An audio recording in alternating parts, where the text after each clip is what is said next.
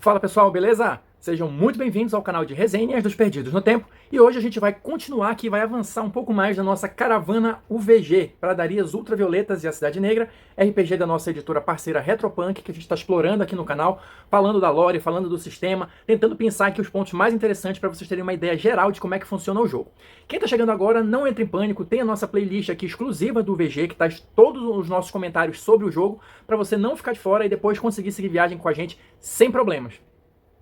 Quem tá ligado no movimento, quem já tá inscrito no canal e tá acompanhando a série do VG conforme os vídeos vão saindo, sabe que hoje a gente vai começar a falar aqui das facções nas pradarias. O que é isso? As facções nas pradarias, elas vão dar uma ideia pra gente dos tipos de personagens, né? Dos habitantes desse universo tão maluco, desse cenário tão maluco do VG. Eu tenho falado uma coisa aqui e outra ali desde que a gente começou a série, mas essa seção do livro, ela meio que vai compilar todos esses grupos, né, esses grandes grupos de bizarrices, de personagens possíveis de você criar, né, para jogar, mas também personagens que podem ser encontrados ao longo das jornadas, né, ao longo das descobertas aí das explorações das pradarias ultravioletas.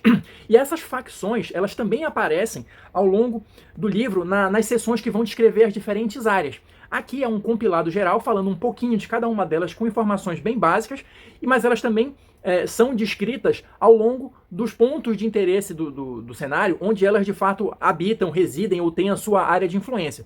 Uma coisa que é interessante de comentar também, antes de a gente começar a falar um pouquinho de cada uma delas, é que, como eu falei, tem uma descrição bem curtinha, né, das facções, mas olha, elas vão ter aqui tipo uma tabela para você jogar aleatoriamente rumores, possibilidades, boatos a respeito dessas facções. Ou seja, nem tudo está definido aqui. Né? Você pode sortear aqui para ver o que os personagens sabem a respeito daquela facção, mas isso não quer dizer que isso seja verdade. Né? Você pode utilizar isso aí como de fato um boato, como uma informação confiável que o personagem tem, ou uma informação que ele acha que é confiável, mas na prática vai descobrir que não é bem assim. Ou seja, na minha visão, isso tudo contribui para aquela questão do VG ser um jogo mais divertido, mais solto, mais maluco, assim, para você de fato jogar para se divertir, e não para ter aquela informação certinha, ou aquela lore escrita na pedra. Não, a ideia aqui do jogo, do VG, do cenário, é ser algo de fato muito divertido, e que onde tudo pode acontecer e tudo pode mudar.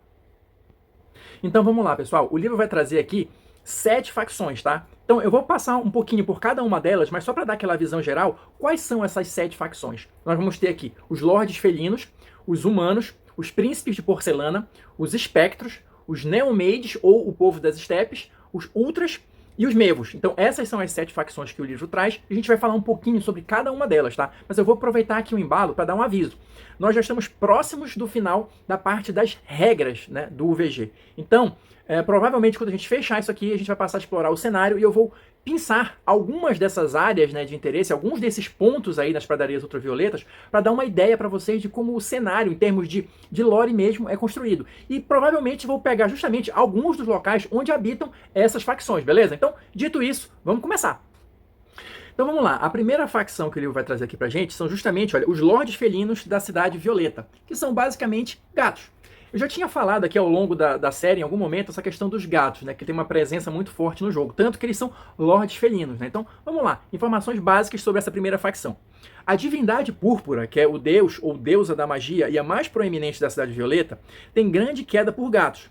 Os gatos são os verdadeiros governantes da Terra Púrpura, exercendo seu domínio através de seus servos humanos. Então, essas são as informações básicas. Na sequência, a gente vai ter aqui, olha, alguns ou todos os rumores a seguir podem ser verdade sobre os lords, né? Então tem aqui, se você quiser sortear, ou se você quiser escolher aqui para você usar no jogo, né, o que é verdade, o que não é, enfim. Ele vai trazer aqui exemplos de nomes, né? E são realmente nomes de gato, assim, né? Sei lá, Fofinho, Estrelinha, Senhor Bigodes, né? Esse tipo de coisa. Em seguida, a gente vai ter aqui uma seção, e isso é padrão para todas as facções, tá? Os Lordes Felinos como heróis. Aqui a gente vai ter a questão das estatísticas de jogo, basicamente, né? Então, se você quiser fazer um personagem que seja um Lorde Felino, como é que isso vai afetar em termos de mecânica? Eu vou citar só 2 características aqui que eu acho interessante para vocês terem uma ideia também de como é que eles funcionam. Lordes Felinos têm um ser de estimação, um personagem secundário para o jogador do felino. O objetivo de vida deste personagem é alimentar, cuidar e arrumar o gato dele. Ou seja, aqui, olha, se você joga com um Lorde Felino, você tem ali o seu dono, entre aspas, que na verdade vai ser o seu servo, né? Cuja existência deve ser em prol do bem-estar do Lorde Felino. Enfim. E uma característica geral também deles é o seguinte, é a cauda serpentina. Olha só, os gatos da Cidade Violeta têm caudas com cabeças de serpente, capazes de atacar com mordidas narcóticas. Olha aí, bizarro, né? O segundo grupo, a segunda facção que a gente vai ver aqui são justamente, olha, os humanos, os arco-irenses. E aqui no VG, essa é uma categoria extremamente grande e diversa. Quer ver? Olha só. A humanidade comum das terras arco-íris inclui todos os seres sencientes de forma humanoide e pós-humanos com almas. Isso inclui retro-humanos, anões, meio-elfos, meio-lingas, oligolingas e meio-orcs, ou seja, uma grande salada ali, tanto que nas características, né, dos humanos como heróis aqui, basicamente ele está dizendo ali que você pode escolher a aparência que você quiser, tem algumas características extras, mas não tem muitos bônus assim em termos de regra mesmo, né? Humanos é aquela salada geral. E vai ter aqui também, claro, os rumores, né, sobre a humanidade, para você sortear ou escolher o que você quer usar no seu jogo ou não. Eu vou ler só um primeiro aqui que eu achei interessante, para vocês terem uma ideia também de como é a salada aqui do VG. Anões são uma classe e cultura de humanos selecionados, alterados biomagicamente, que lutaram até o empate contra os tradicionais aristocratas das Terras Vermelhas e Laranja. Agora formam uma grande classe industrialista das terras arco-íris, famosos por serem burocráticos e coletivistas. É isso mesmo? É um boato? É um rumor? É a verdade? Você decide aí no seu grupo. Avançando aqui para a nossa terceira facção, nós vamos ter aqui os príncipes da porcelana, que são para-humanos. Olha só. Quase lites, mas não exatamente.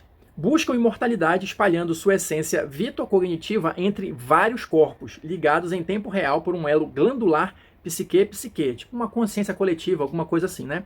Unidos pelo monopólio das técnicas de magia policorpórea, centralizam-se em torno da cidadela de porcelana, que é uma das áreas ali de interesse, né, das pradarias ultravioletas.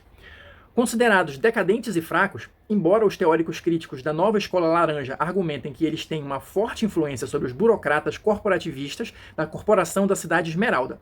Não se tem conhecimento se os príncipes de porcelana usam algum nome para se referir a si mesmos.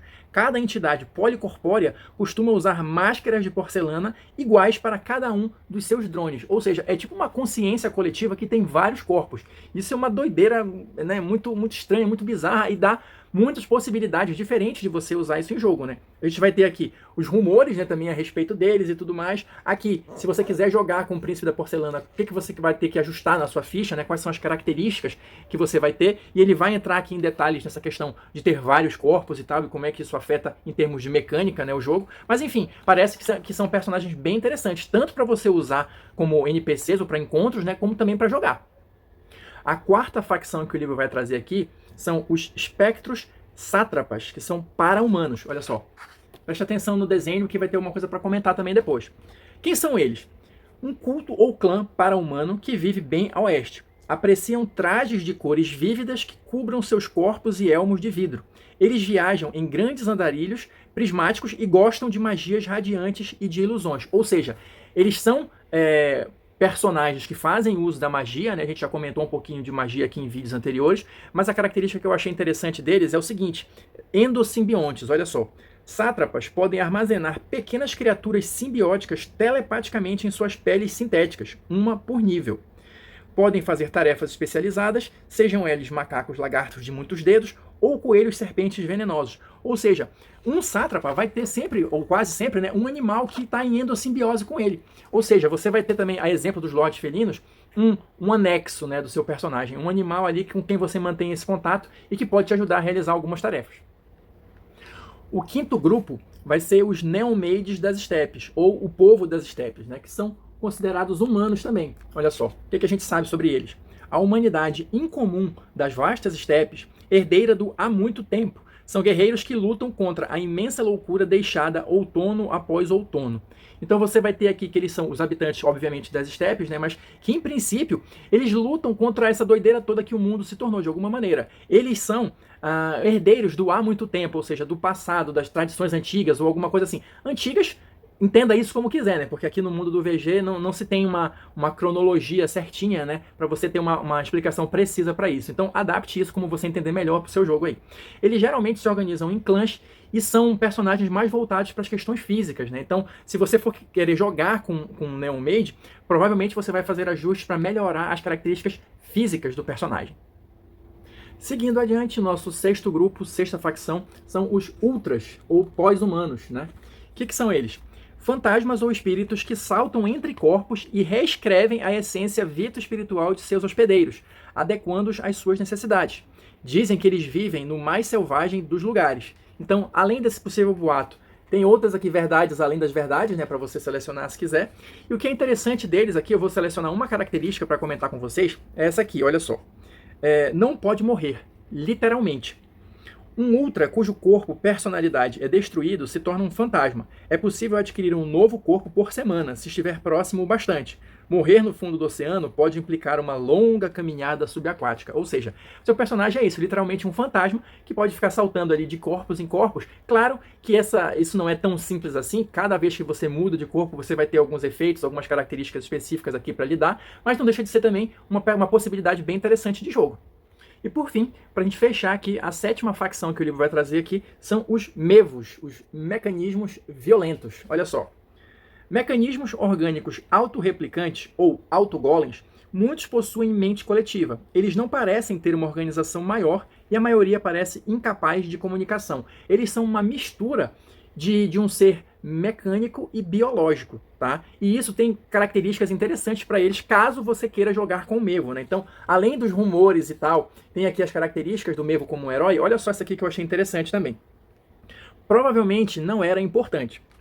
A cada nível, o corpo biológico do Mevo se degrada, devido a erros na integração entre máquina e códigos-fontes biológicos, reduzindo permanentemente um atributo. Ou seja, jogar com o Mevo traz essa característica especial aqui. A cada nível que você aumenta, você perde um de atributo por conta dessa degradação biológica. Também pode ser uma possibilidade bem interessante. E só para a gente fechar aqui essa sessão, ela vai terminar com uma grande tabela aqui de outros viajantes, olha só. Muitas possibilidades que você pode jogar aqui, né? Você pode sortear, olha, é um D100. Então tem 100 possibilidades aqui de NPCs para você usar em encontros, ou se você quiser usar algum desses aqui adaptado como um patrono da caravana, né? Como a gente comentou no vídeo passado, tá aqui uma tabelona que vai trazer aqui o papel dele, né? A função da profissão dele, né? Nome, sobrenome, uma história resumida aqui básica, né? E uma motivação para ele. Então, assim, claro, tem 100 possibilidades aqui, as mais malucas, as mais bizarras que vocês possam imaginar. Então tem coisa pra caramba, tem muita possibilidade para usar em jogo e deixar suas sessões cada vez mais estranhas e mais divertidas. Por enquanto é isso, pessoal. Vou ficando por aqui. Espero que vocês tenham curtido. Quem assistiu até agora, muito obrigado. Deixa aí seu like, seu dislike, seus comentários para saber o que vocês estão achando. A gente continuar trocando ideias, beleza? E a gente se encontra na próxima resenha.